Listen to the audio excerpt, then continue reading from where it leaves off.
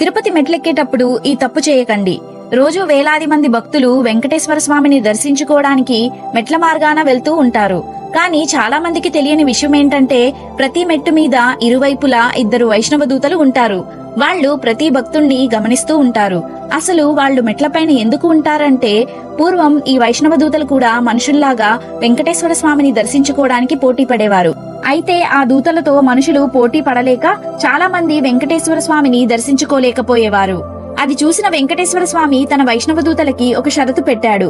ఎవరైతే భక్తులు నా నామాన్ని నిష్కల్మషంగా మనస్ఫూర్తిగా స్మరించడం వింటారో ఆ వైష్ణవ దూత మాత్రమే నన్ను దర్శించుకోవాలి అని షరతు విధించాడు. ఈ కారణంగా వైష్ణవ దూతలు మెట్లకి ఇరువైపులా నిలబడి మనస్ఫూర్తిగా స్వామి నామాన్ని జపించే భక్తుడి కోసం వేచి చూస్తూ ఉంటారు.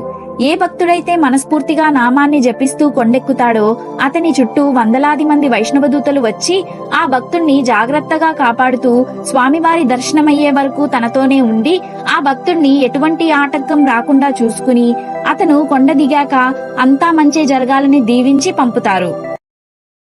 Download share chat.